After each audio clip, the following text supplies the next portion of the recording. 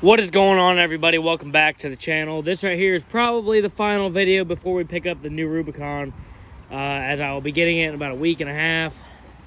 Depends, I don't know, it just depends on how everything goes. But right here, what we're looking at is a 2001 Ford F-350 7.3 Powerstroke, of course, with the ZF6 manual transmission. This truck has been in the family since before I was even born. My dad bought this truck brand new. It's on its original engine. It is on its 5th transmission, so don't think the ZF6 is indestructible. It definitely isn't. Has a 4-inch lift, 35. It's had all that since it was new, but here it is. This is the interior, which is amazing. That not a single thing is broken in here. Okay. Oh, I guess I forgot to mention the most amazing part. Obviously, these seats have been reupholstered. But the back seat's pretty rough. Hold on, so bear with me. So yeah, the back seat's looking pretty rough. Needs to be redone. But this truck has worked all of its life. And let's jump up in here, show you what the amazing part is. 693,361 miles. Now, I did the math one time, and this truck has roughly about 735,000 on it right now. It's had 35s all of its life. But as you can see in here, it's kind of dirty right now. It has been a work truck, but it's not anymore because we have that over there. But the reason I'm in this truck is because mine is in the shop. It's not broke down or nothing. It's just drive shafts are both getting rebuilt. It was drivable. The steering gearbox is getting replaced. It is a SMA. Next service due $696. Well, let's crank it up without further ado. It does have like 180 over something injectors, whatever you refer to it as. No, wait, start light. That's weird. So this truck does idle a little bit rough. This is just replaced. This truck just come back from the shop as well. High pressure oil pump, the engine harness, all that good jazz. I mean, it needs a little bit of work still. I mean, it's had a new AC system put in it twice, not by SMA, because SMA, you know, they're good, but still doesn't work. We haven't had SMA chase down the problem, even though they'll probably be able to figure it out. But I'll give a more in-depth review as the day goes on. Right now, I'm heading to meet my friend Luke, and we're gonna go out to eat breakfast. It is Sunday, my first day off in 21 days, so that's a lot of the reason you guys haven't seen any YouTube videos lately.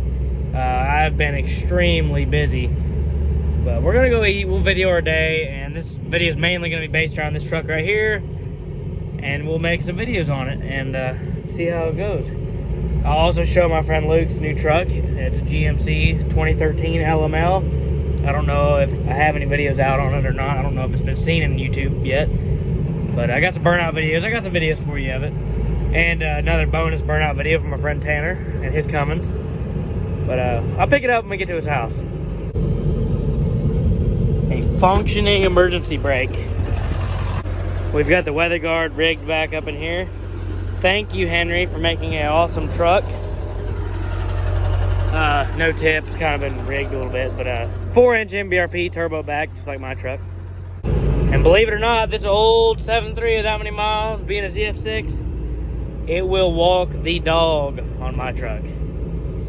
But it's those injectors. And also, whether you believe it or not, this is the original turbo on this engine as well. And don't get me wrong, this truck has had a ton of problems in that many miles. I'm amazed the engine's still here. This truck, all in all, has had almost $140,000 in it, including buying it. So about $100,000. Yeah, that includes wheels, every dollar ever spent. He has a separate book for the fuel law. I'll show you guys that, where I can show you fuel prices in 2008. I can show you all the fuel that's been ran through this truck. So now that we're back here, let me get into the details. I'll pop the hood on this truck for you guys. Okay. As you guys saw, 700,000 miles. This is the original engine, and this right here will be impressive to anybody. Okay, first of all, watch. My hand lifted itself. That's not factory shocks, but you know, they're new. Here's our nice new Ford batteries. Neatly organized. This is just how good SMA is. How many miles did you assume is on that engine by looking at it? Look how clean everything is. And then keep in mind, this is after high pressure oil pump explosion. Look at that. Still got a stock intake, but you know, that's besides the point. There's all the goodness down in there. Beautiful, isn't it? Just beautiful. Now, here's just a reference, okay? There's a Nitto on this side, correct?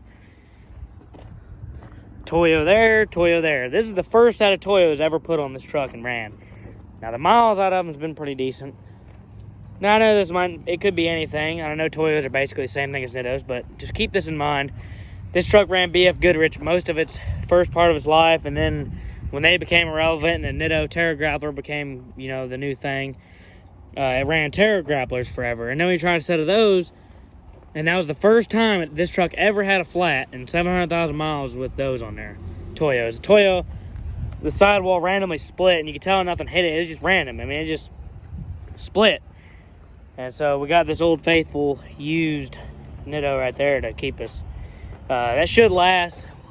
The tread left on there should last almost about as long as this right here. Well, I don't know. Probably not, but you get the idea.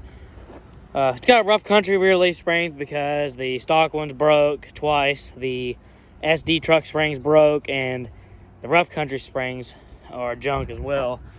As you can see, when you put a load on them, they start bending the opposite way, and they just, yeah, they ain't gonna last.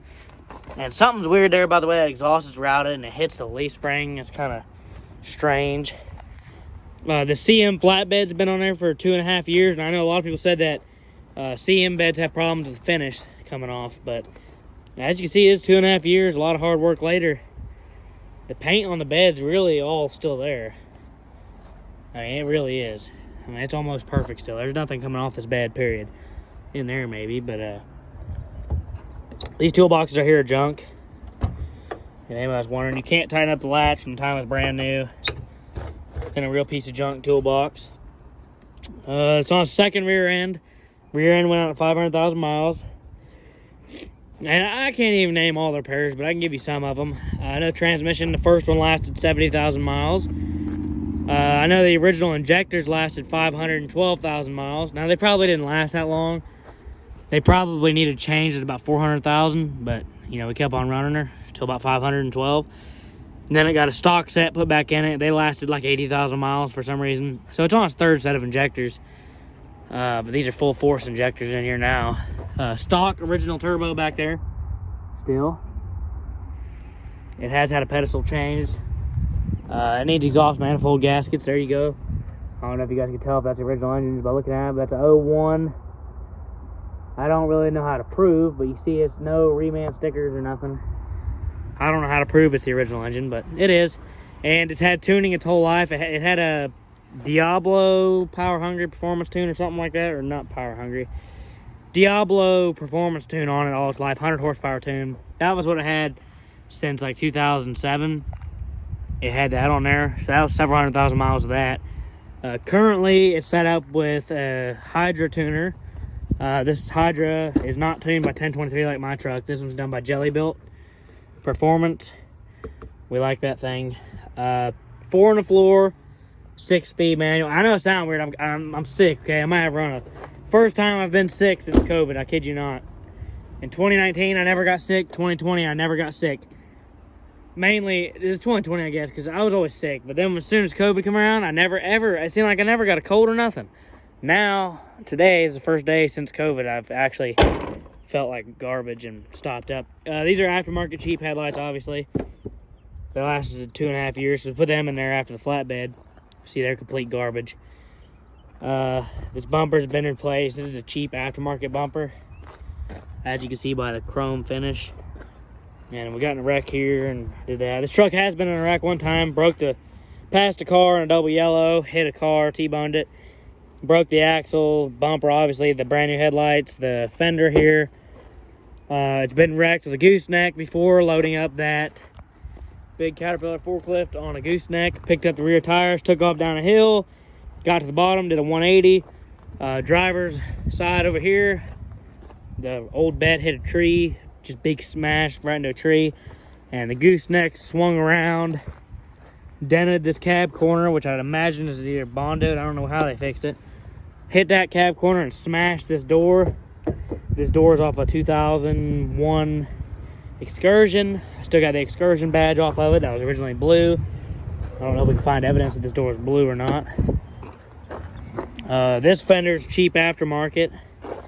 This one is, because we've replaced the fender twice. The fender before this one come off of a, I don't remember, but this is a cheap aftermarket fender because we replaced it again after a guy that worked for us hit it with that forklift right here, smashed it. So it's been, that bumper's been replaced twice. Door's been replaced. I believe the only original paint on this truck is this door. I think this door is original. No, this door is not original. That door has been redone. I think this whole side's been redone. The hood's the original paint. That's from concrete. Got stuck on there, stupid. Other than that, hood's original. You see this color wasn't real bad about paint peel or anything. So this is the original hood. I'm not sure what that is. Original hood paint. This fender right here is original paint. Used to have fender flares on it. This right here, this driver's door is not original because it got broke into before. This door is original paint. This cab corner is probably original paint. You can see that color, everything matches pretty well. Truck could use a new paint job, you know, it could use a good deep cleaning underneath. Truck's been worked, been very worked. If you guys have any questions or anything, I might try and get some clips together for you of this truck in action. Still a very reliable truck. I know you guys might have been wanting to see a video on it, but this should be the last video till the Rubicon comes out. So I know it's been a while. I've been working hard, very busy, but hope you guys enjoyed the video. Please leave a like and subscribe for more. Let me know down in the comments what else you want to see, and stay tuned for more great content. Thanks for watching. Get some content on the Duramax 2013 rigged LML. Holy shit. I'll insert the burnout video here one of these days. I shouldn't stand right here. Oh, shit.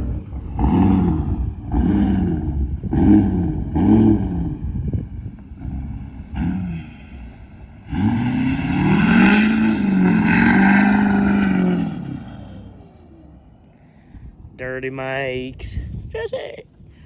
Big gold. I don't know if he'll do anything else again. Hi.